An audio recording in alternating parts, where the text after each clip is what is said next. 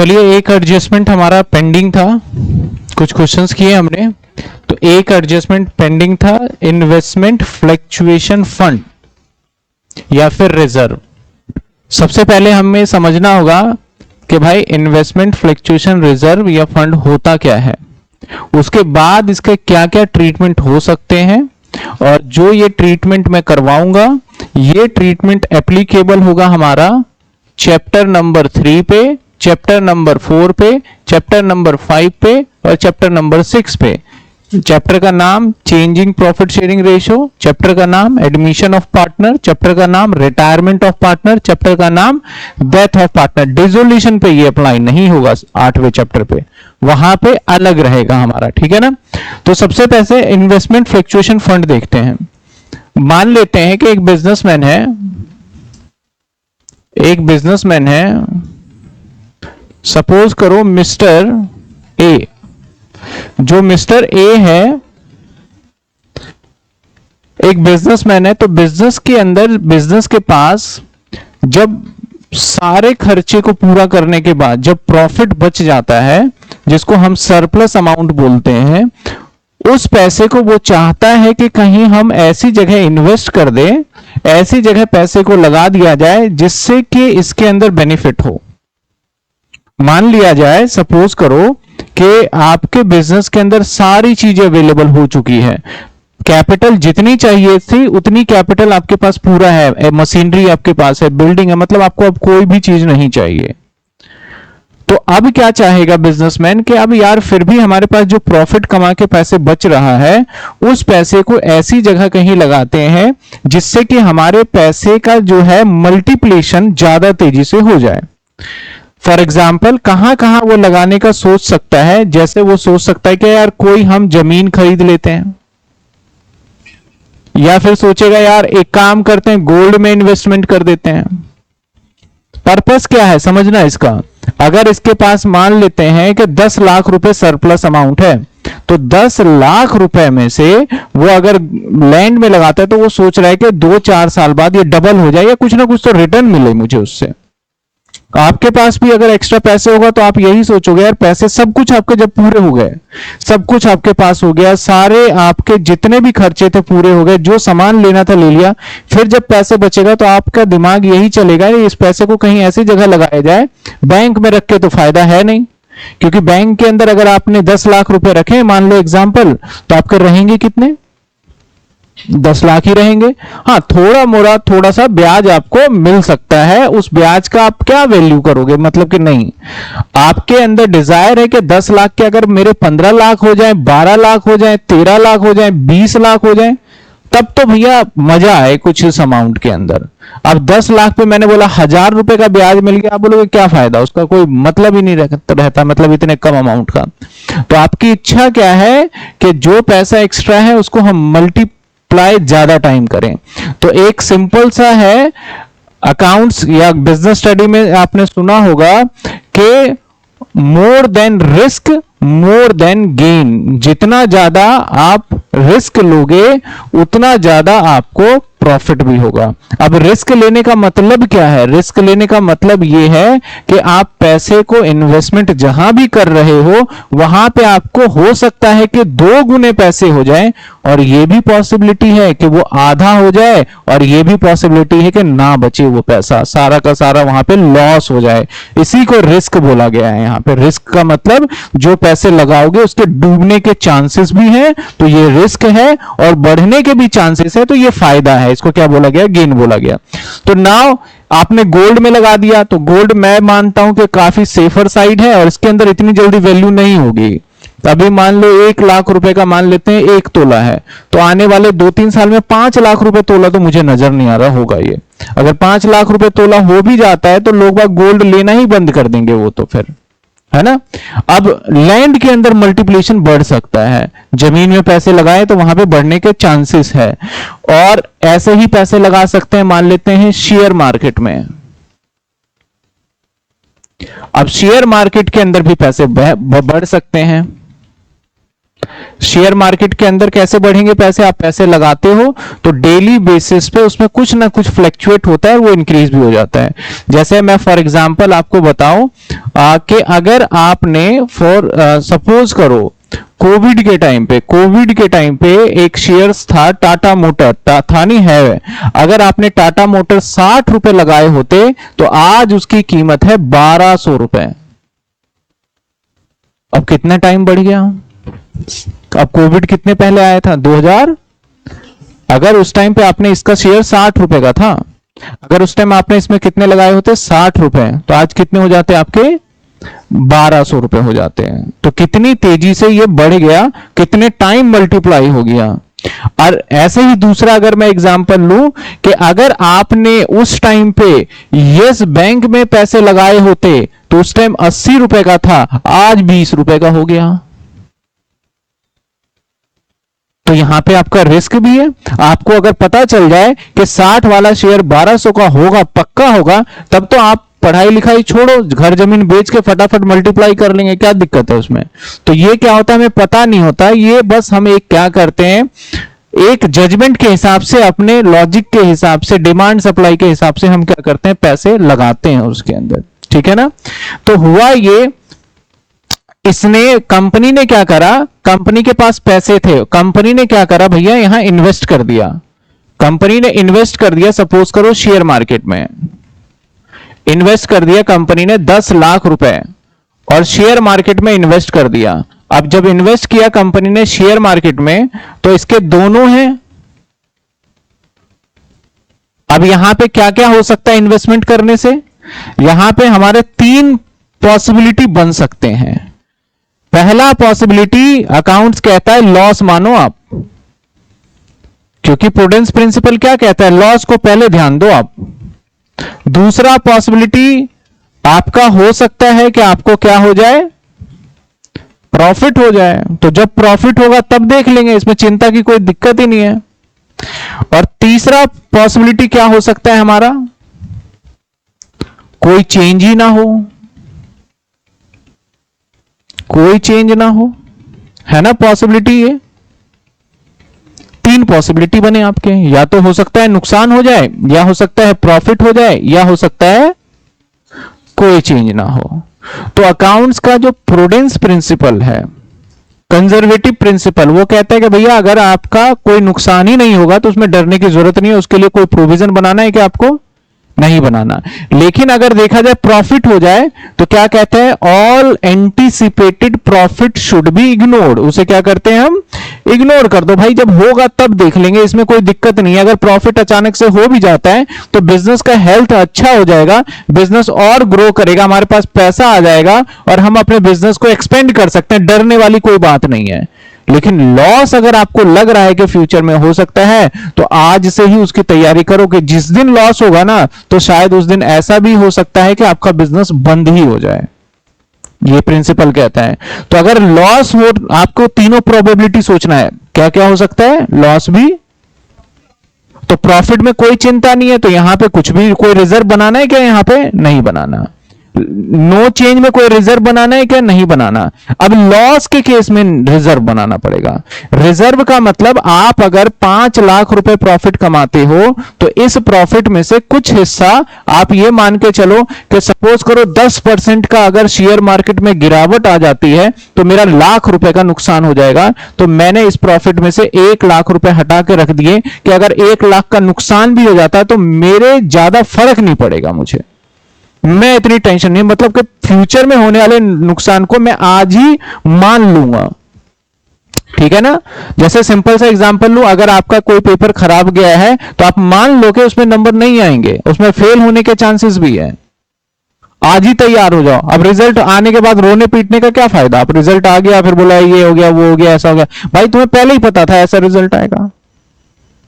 तो सेम कहानी यहां पे, भाई पहले ही लॉस मान लो। अब लॉस जब आप रिजर्व बनाओगे ना, तो रिजर्व बनाने के बाद आपके रिजर्व जब बनाओगे तो अब हमने क्या सोचा कि कितना नुकसान हो सकता है, 10%, 1 लाख। अब यहां पे भी 3 प्रॉब्लम आ सकती है। हो सकता है कि 1 लाख का ही नुकसान हो, और हो सकता है कि आपका 80,000 का ही नुकसान हो, और हो सकता है कि 1.25 लाख का नुकसान हो जाए। यानी जितना आपने सोचा है उससे कम भी हो सकता है, उसके बराबर भी हो सकता है, और उससे तीनों प्रोबेबिलिटी है। ये तो आपका अंदाजा है ना। तो लॉस के लिए हम क्या करते हैं, अगर रिजर्व बना लेते हैं तो रिजर्व 3 तरीके का हो जाता है। पहले रिजर्व की बात करें, हो सकता है मैंने प्रोविजन रिजर्व बनाया, मैं लिख लेता हूं रिजर्व। रिजर्व बनाया 1 लाख का, 1 लाख का और 1 लाख का, तीनों मैंने रिजर्व बना दिए 1-1 लाख का। अब जब मैंने तीनों जगह पे 1 लाख रुपए का जब मैंने रिजर्व बना दिया, तो ऐसे सिचुएशन में अब 3 क्या क्या प्रोबेबिलिटी है।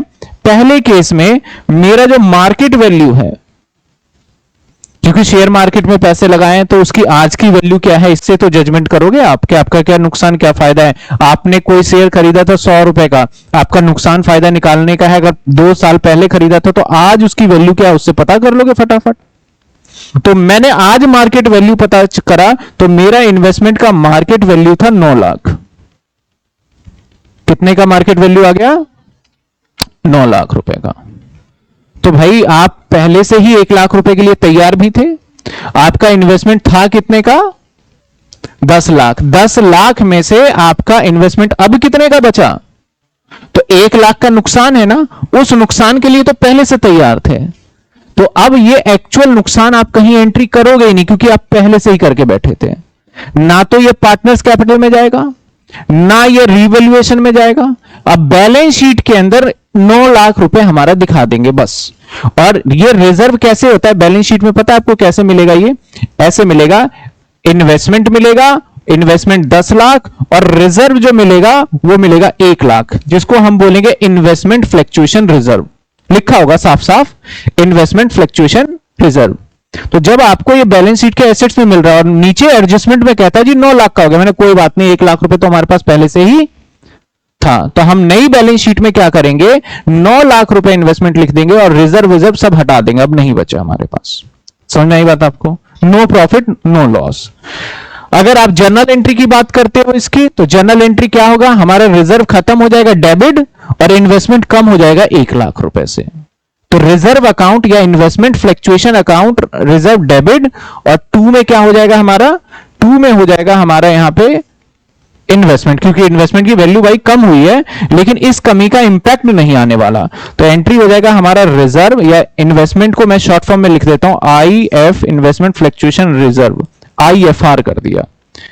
2 अब आपका इन्वेस्टमेंट हो जाएगा, इन्वेस्टमेंट हो जाएगा कितने का हो गया भैया, 1 लाख रुपए की कमी आई, ये जनरल एंट्री हो गया। समझ में आई बात आपको। अब दूसरे केस के अंदर मान लिया जाए यहां पे मार्केट वैल्यू अगर मैं लिखूं, तो मार्केट वैल्यू हो गया 80,000, 80,000 मैंने कहा, 9,20,000 मार्केट वैल्यू हो गया 9,20,000। तो अब आपका नुकसान कितना हुआ, 80,000। आप पहले से ही प्रिपेयर थे ना नुकसान के लिए, तो कितने नुकसान के लिए प्रिपेयर रिजर्व बना के बैठे थे, 1 लाख। यानी आपने जितना सोचा था उससे तो कम ही हुआ। तो यहां पे देखा जाए तो आपने सोचा था 1 लाख का, और आप कंपैरिजन करोगे 10 लाख और 9,20 से तो 80 का नुकसान हुआ। तो यहां पे क्या हो रहा है, यहां पे 20,000 अभी भी बच गए हैं। तो अब यहां पे एंट्री क्या होगा ऐसे सिचुएशन में, ऐसे सिचुएशन में अब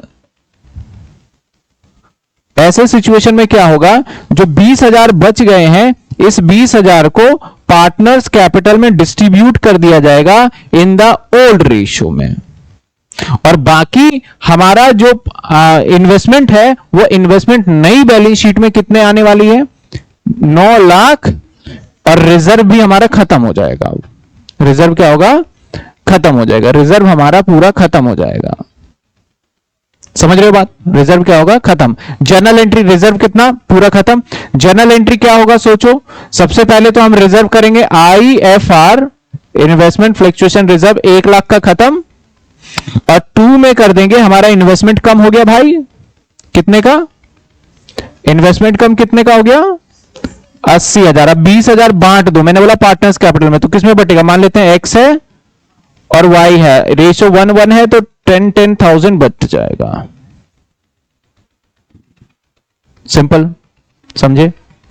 तीसरा प्रोबेबिलिटी हो सकता है कि आपका मार्केट वैल्यू जो है, मार्केट वैल्यू है वो हो गया 8 लाख, या फिर मैं इसको बोल दूं 8.5 लाख। अब तो भाई आपने रिजर्व बना रखे थे 1 लाख का, लेकिन जितना आपने सोचा था उससे ज्यादा ही नुकसान हो गया यहां पे। तो अब जो आपके एस्टिमेशन से ज्यादा नुकसान हुआ है वो रिवैल्यूएशन में पहुंच जाएगा, वो एक्चुअल लॉस माना जाएगा। तो यहां पे क्या ट्रीटमेंट करोगे इस वाले पॉइंट में? अगर मैं इस वाले पॉइंट की बात करूं तो क्या ट्रीटमेंट होगा इस वाले पॉइंट में? इस वाले पॉइंट में क्या ट्रीटमेंट होगा? इसमें भाई हमारा रिवैल्यूएशन में चला जाएगा। कितने जाएंगे रिवैल्यूएशन में बताइए भैया? 10 और 1 तो बना रखा, तो 50,000 रुपए रिवैल्यूएशन में डेबिट हो जाएगा। 50,000 रिवैल्यूएशन में क्या हो गया? डेबिट हो गया। नाउ अगर इसकी जर्नल एंट्री की हम बात करें तो जर्नल एंट्री कैसे होने वाला है? आईएफआर तो खत्म ही हो गया मेरा, कितने का? 1 लाख रुपए का, और नुकसान उल्टा हो गया तो रिवैल्यूएशन, रिवैल्यूएशन कितने का रिवैल्यूएशन हो गया हमारा? 50,000। और मेरा इन्वेस्टमेंट कितने का कम हो गया? 1.5 लाख, 1.5 लाख। ये जर्नल एंट्री आएगा, और जो रिवैल्यूएशन से प्रॉफिट लॉस होगा उसकी भी एक जर्नल एंट्री हमें करनी होगी। जैसे हमें लॉस हुआ तो हम एक और एंट्री करेंगे, पार्टनर्स कैपिटल को डेबिट और टू रिवैल्यूएशन, बराबर रेशियो 25-25 आपस में वो डेबिट कर लेंगे। तो ऐसे सिचुएशन में ये, बाकी आपका जब अकाउंटिंग करते हैं तो उस सिचुएशन में तो पार्टनर्स कैपिटल में डेबिट लिख देना है।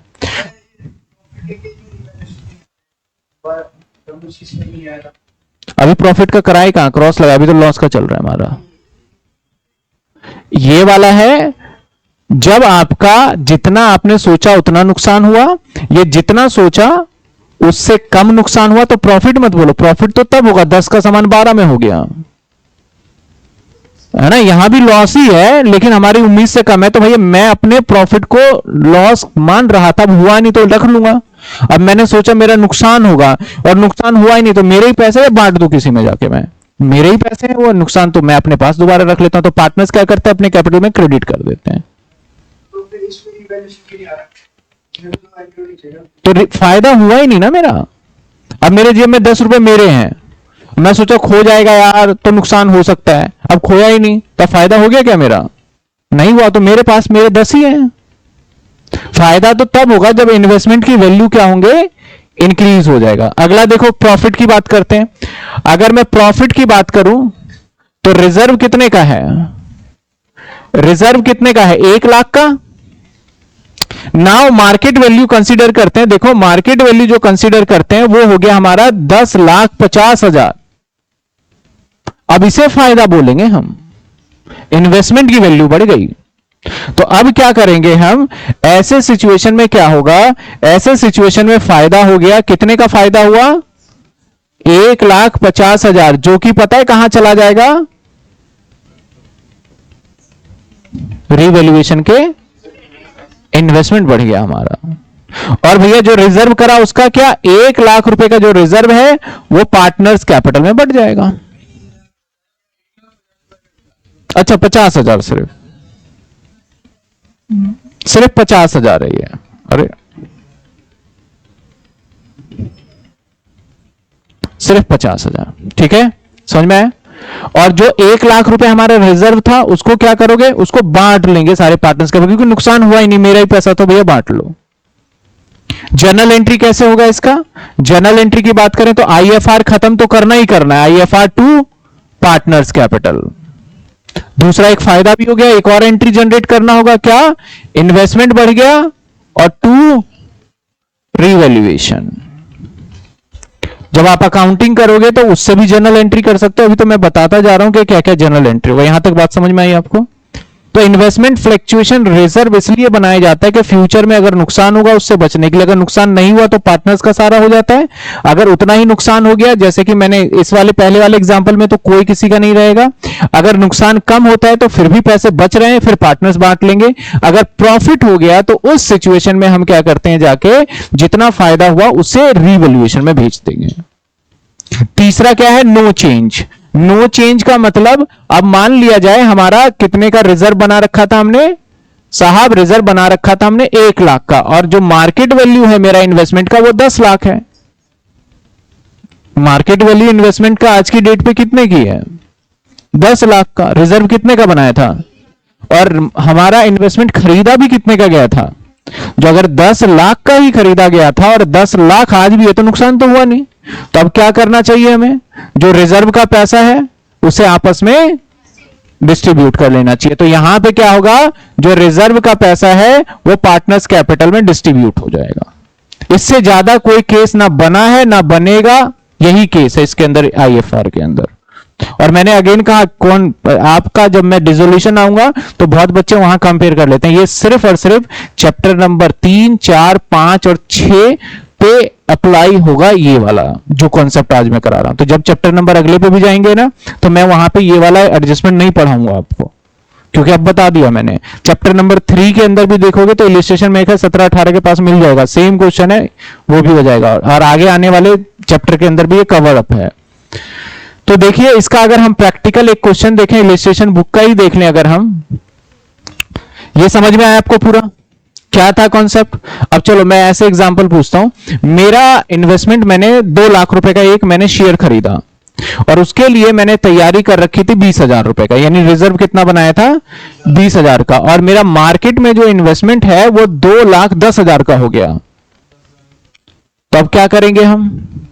10,000 रुपए का प्रॉफिट हो गया, उसे कहां ले जाएंगे? रीवैल्यूएशन में। और जो मैंने रिजर्व बना रखा था 20,000, पार्टनर्स कैपिटल में उसको क्या करेंगे? डिस्ट्रीब्यूट कर लेंगे। समझ में आई बात आपको? चलिए देखिए क्वेश्चन क्या कहता है। हर एक केस को आपको ही वैल्यूएट करना है, मैं तो सिर्फ बताता जाऊंगा। हमारे पास पहले से इंतजाम, मैंने डरा हुआ जो था, मैंने रिजर्व जो बनाया, कितना बनाया? 18,000 का रिजर्व। को भैया नुकसान होगा तो निपट लेंगे 18,000 रुपए तक। और वैल्यू क्या था? यानी 2 लाख के इन्वेस्टमेंट पे अगर मेरा 18,000 रुपए का भी नुकसान हो जाता है तब मैं, कोई दिक्कत नहीं है, टेंशन ही नहीं है। पहले में कहता है कोई इंफॉर्मेशन ही नहीं है, कुछ नहीं बता रहे। जब कुछ नहीं बता रहे तो मान लीजिए नुकसान ही नहीं हुआ, मान लीजिए फायदा ही नहीं हुआ, अब भी इन्वेस्टमेंट 18 का ही है। इसका मतलब जो नाउ अभी भी इन्वेस्टमेंट कितने का है? अभी भी इन्वेस्टमेंट 2 लाख का ही है। इन्वेस्टमेंट कितने का है? 2 लाख रुपए का ही। तो नो प्रॉफिट नो लॉस। तो इसमें जो आईएफआर आपके पास पड़ा हुआ है, इन्वेस्टमेंट फ्लक्चुएशन रिजर्व, इसको क्या करेंगे? इसे डिस्ट्रीब्यूट कर देंगे पार्टनर्स कैपिटल के अंदर। समझ में आया? हो जाएगा ये वाला। अगर ये सिचुएशन हुआ तो कैसे करेंगे? तो पहले केस के अंदर, केस नंबर अगर 1 बताया जाए तो केस नंबर 1 में हम क्या करने वाले हैं? आईएफआर दैट इज हमारा कितने का? 18,000। ये बट जाएगा हमारा, चला जाएगा, ये चला जाएगा हमारा पार्टनर्स कैपिटल के क्रेडिट साइड में। किस रेशो में जाएगा? ओल्ड रेशो में। पहले केस का आंसर। दूसरा केस कहता है भैया हमारा मार्केट में ना इन्वेस्टमेंट 2 लाख ही चल रहा है। कितना चल रहा है? 2 लाख। और पहले कितने का इन्वेस्टमेंट था? तो सेम, यहां तो कोई चेंज हुआ ही नहीं। तो अब जो ये 18,000 हमने बनाया था, फिर क्या करें इसको? यानी अगर देखा जाए पॉइंट नंबर 1 और पॉइंट नंबर 2 क्या है? सेम है। बस यहां पे थोड़ा सा बोलने की बात अलग हुई। यहां पे पॉइंट नंबर 2, समझ में आई बात आपको? दूसरा, तीसरे पॉइंट पे चलते हैं। कहता है कि भैया मार्केट वैल्यू 1,91,000 हो गया। तीसरे वाले केस में बोलता है कि हमारा मार्केट वैल्यू कितना हो गया? 1 लाख। तो यहां नुकसान हो गया क्योंकि हमने इन्वेस्टमेंट खरीदा कितने का था? अब भैया हो गया 1,91। कितने का नुकसान? 9,000 का। लेकिन हमारी तैयारी तो 18,000 की चल रही है। तो अभी भी क्या होगा कि हम क्या करेंगे? जो इन्वेस्टमेंट फ्लक्चुएशन रिजर्व हमने बना रखा है कितने का? 18,000 का। इसमें से तो 9,000 रुपए का हमने लॉस को पहले माइनस कर दिया, स्टिल बचा हमारे पास 9,000। इसको पार्टनर्स कैपिटल में क्रेडिट में बांट देंगे। यही होगा ना? पार्टनर्स कैपिटल के क्रेडिट साइड में चला जाएगा। और अच्छा ये बताओ मुझे, बैलेंस शीट में अब वैल्यू कितनी आएगी? जब नई बैलेंस शीट बनाएंगे तो उसमें हम 2 लाख रुपए लिखें या 1,91,000? यानी जो मार्केट वैल्यू है उससे हम लिखेंगे, समझे? नई वाली बैलेंस शीट के अंदर तीसरा केस के बाद चौथे केस पे आते हैं, कहते हैं भैया हमारा जो है ना 1,73,000 हो गया, यानी मेरा इन्वेस्टमेंट कितने का था, इन्वेस्टमेंट मेरा था 2 लाख का, और बोलता है कि नाउ मार्केट वैल्यू हो गया 173 का। तो सबसे पहले तो डिफरेंस निकाल लो, तो डिफरेंस क्या नजर आ रहा है, 27,000 रुपए का नुकसान हो गया। लेकिन भाई आप तो यहां पे 18,000 की प्रिपरेशन करके बैठे थे, तो अगर ये 18,000 रुपए का आपका रिजर्व IFR भी माइनस कर देते हो, तब भी आपको क्या नजर आएगा कि 9,000 रुपए का तो एक्स्ट्रा लॉस हो गया है। तो अब ये 9,000 रुपए कहां चला जाएगा, रीवैल्यूएशन के डेबिट साइड में, है ना। रीवैल्यूएशन के पार्टनर्स कैपिटल में कितने बटेंगे, कुछ भी नहीं बटेगा। और नई बैलेंस शीट में कितने अमाउंट आएगा, 173 नई बैलेंस शीट में आ जाएगा। समझ आ रही बात आपको, क्योंकि आप जब क्वेश्चन कर रहे थे तो उसमें बड़े सारे क्वेश्चंस में अलग अलग, तो आज जब मैंने कराया था वो जितने भी प्रॉब्लम थे आपके सब सॉर्ट आउट हो जाएगा, क्या करा जा रहा है और क्यों करा जा रहा है। एक था क्वेश्चन जिसमें 10,000 का नुकसान हो रहा था, 60,000 रुपए का इन्वेस्टमेंट था, 10 का नुकसान हो रहा था, और 50,000 रुपए का बच गया, लेकिन इन्वेस्टमेंट फ्लक्चुएशन रिजर्व बना रखा था 12 का। तो मैंने कहा था 2,000 पार्टनर्स कैपिटल में क्या करो, आप डिस्ट्रीब्यूट कर दो, इसलिए अब आपको समझ में आ जाएगा वो। अगला लास्ट केस कहता है भैया, क्या कह रहा है, इन्वेस्टमेंट कितने का हो गया, तो यहां पे तो हमें फायदा ही हो गया, तो यहां पे हमारा प्रॉफिट हो गया। अगर देखा जाए इन्वेस्टमेंट था हमारा 2 लाख का और मार्केट वैल्यू हो गया हमारा 2 लाख, तो यहां पे तो यही फायदा हो गया हमारा। तो जो प्रॉफिट हो गया 18,000, ये तो चला जाएगा रीवैल्यूएशन के क्रेडिट साइड में, और जो हमारा रिजर्व IFR बचा हुआ है उस IFR को डिस्ट्रीब्यूट कर देंगे। कहां डिस्ट्रीब्यूट कर देंगे हम, पार्टनर्स कैपिटल में, यानी 18,000 रुपए ये वाला पार्टनर्स कैपिटल में डिस्ट्रीब्यूट हो जाएगा। कई बार अमाउंट ऐसे सिमिलर दिए ना इन्होंने, एग्जांपल बनाने वाले को थोड़ा अमाउंट चेंज करना चाहिए, तो बच्चा कंफ्यूज हो जाता है। अच्छा 18,000 बट गया, तो यही 18,000 बटा के ये 18,000 बटा। जब सेल्फ स्टडी करते हैं ना हम, तो प्रॉब्लम ये आती है, हमने क्या देखा, पार्टनर्स कैपिटल में 18 बांट दिया, अब कंफ्यूजन कि भैया ये 18 बांटा है कि जो फायदा हुआ है वो 18 बांटा है। तो फर्क यही है कि अमाउंट थोड़ा चेंज करना चाहिए। तो वैसे आपको पता लग रहा है ना कौन से 18 पार्टनर्स कैपिटल में बटे हैं, कौन से वाले, रिजर्व वाले, और जो ये वाले 18 फायदा हुआ तो वो कहां पहुंच गया, रिवैल्यूएशन में पहुंच गया। ठीक है, तो ये था हमारा क्वेश्चन नंबर 2 आपका रिजर्व, जो कि पहले कराया था वर्क एंड मेन कंपनसेशन का, उसके बाद वाला ये पॉइंट हो गया इन्वेस्टमेंट फ्लक्चुएशन रिजर्व का। तो एक बार फटाफट से आप क्या करिए, नोट करिए, ये वाला पार्ट नोट करेंगे आप, ये वाला पार्ट जो 3 केसेस बताए। चलिए अपने अकॉर्डिंग जैसे भी अच्छा लगे आप इसको नोट कर लीजिए। एक और एडजस्टमेंट करा दूं मैं, एक और, क्योंकि एक साथ नोट करोगे ना। आपके बुक का ही क्वेश्चन था, अभी तो करंट अकाउंट नहीं बताया मैंने। देखो मैंने कहा डेटर 1 लाख रुपए है, डेटर कितना है 1 लाख रुपए, माइनस कर दिया मैंने प्रोविजन 5,000 रुपए, तो अब डेटर मेरा कितना बचा 95। ठीक है, डेटर कितना बचा 95, ये बैलेंस शीट के अंदर। नीचे एडजस्टमेंट में लिखा बेड डेट्स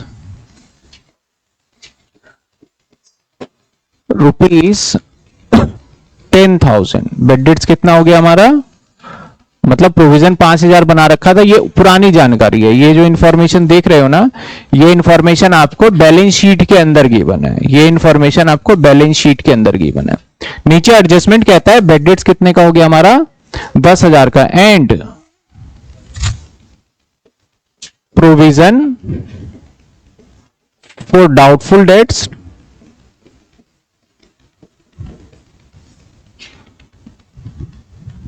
maintain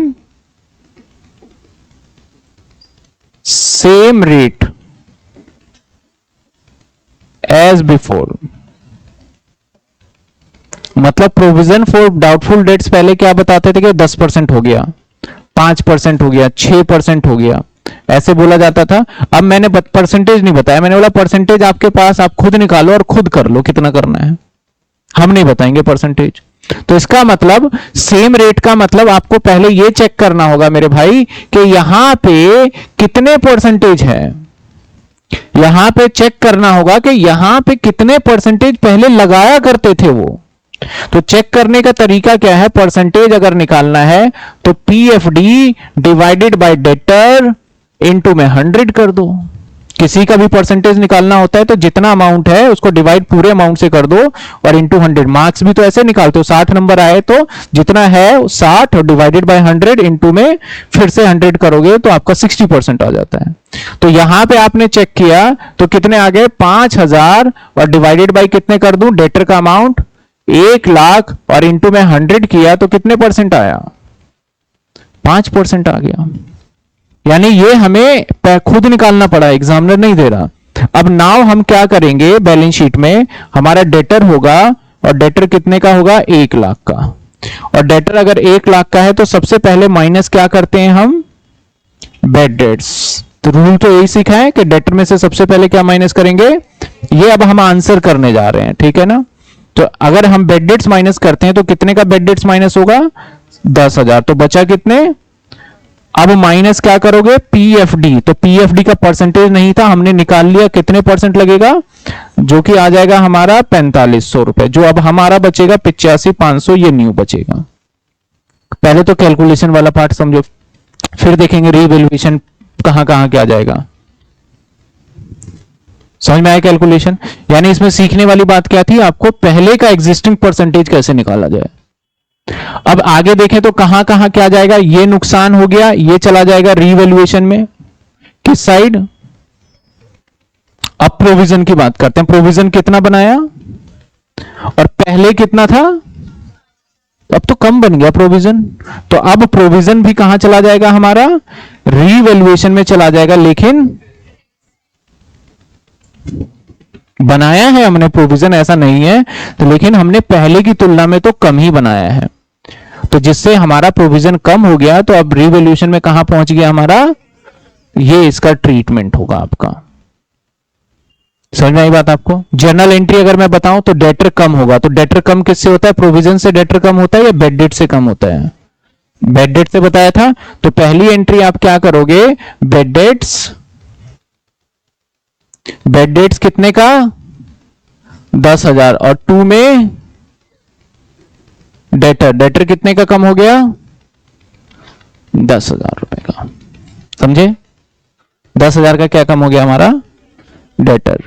इसके बाद आपका पीएफडी की एंट्री करेंगे हम, प्रोविजन फॉर डाउटफुल, जो रिवैल्यूएशन में जाएगा। तो एक नेट एंट्री क्या कर दोगे आप प्रोविजन पीएफडी और 2 रीवैल्यूएशन कितने रुपए, बस 2 एंट्री। इसके एंट्री करने के 2 तरीके हैं जो मैंने नेट टू नेट करके दिखा दिया आपको। कई बार बुक में देखोगे प्रोविजन को पहले खत्म करेगा, डेबिट क्रेडिट वैसे एंट्री होता है, लेकिन ये मैंने नेट टू नेट करा, एंट्री यही अल्टीमेटली निकलना है। क्योंकि इस वाले प्रोविजन को क्या नाम दे, ये वाला प्रोविजन हमारा न्यू है और ये वाला प्रोविजन कौन सा है, ओल्ड। तो कुछ कई बार बुक वाले क्या करते हैं, पैसे पहले इस ओल्ड प्रोविजन को खत्म करते हैं, है ना। तो मैंने नेट टू नेट एंट्री कर दिया, ये समझ में। रिवैल्यूएशन, हाँ बिल्कुल, डेटर कम हो रहा है हमारा, बेड डेट्स तो जाएगा ही जाएगा। अल्टीमेटली आप टोटल नुकसान देखो ना, सिंपल सी कहानी देखो, पहले 9500 का था, अब 85,500 का है। तो बेड डेट्स तो आपका 10 हो गया, लेकिन 500 रुपए तो फिर भी बच रहे हैं, फायदा हो रहा है, तो इसलिए क्रेडिट में चलेगा। दिमाग लगाओ कि पहले की तुलना में अब जितना भी एसेट्स होगा फायदा नुकसान निकाल लेंगे। तो पहले कितने का था, 95 का, अब 85, तो कितने कमी आई इसमें, 95। तो 95 डेबिट हो जाना चाहिए रिवैल्यूएशन में, सिंपल सी बात है ना। लेकिन हम क्या लेके चल रहे हैं, पहले 10,000 हमने डेबिट किया तो वो 500 ज्यादा डेबिट हो गया, फिर मैंने 500 क्या कर दिया, क्रेडिट। तो अल्टीमेटली कितना डेबिट हो रहा है हमारा रिवैल्यूएशन में, 95 ही हो रहा है, और डिक्रीज भी हमारा कितने का हुआ, 95। लेकिन आप एक साथ नहीं करोगे, डेटर को नेट में नहीं दिखा सकते हम कैसे दिखाएंगे उसको, दोनों साइड करके दिखाएंगे। समझे बात आप? तो कई बार इस स्टेटमेंट को देखने के बाद लगता है कि प्रोविजन वाला हमारा ये नुकसान हो गया। पहले तो ये नहीं समझ में आता कि सीम रेट क्या कह रहा है, थोड़ा अलग से वर्ड दे दिया। नुकसान हो रहा है क्योंकि प्रोविजन हमने माइनस किया, तो बच्चे क्या करते हैं, ये भी दिखा देते हैं और ये नुकसान भी दिखा देते हैं डेबिट में, जो कि गलत हो जाता है। जबकि यहाँ पे क्या नजर आ रहा है आपको, फायदा। हाँ, मैं अगर यहाँ पे कहता प्रोविजन आपका जो पहले से था वो मान लो 10% निकल के आता, रेट पुराना निकल के आता कितने परसेंट, तो आप यहां पे आप जो नया लगाते 9,000 लगाते है ना, और पहले कितना लग रहा था 5,000, तो अब 4,000 से क्या हुआ हमारा, बढ़ गया, तो और 4,000 रिवैल्यूएशन के डेबिट साइड में आता। 10,000 तो एक आता ही आता, और जो 4,000 एक्स्ट्रा हो गया 10% लगाने की वजह से, वो रिवैल्यूएशन में आ जाता। समझे बात आप?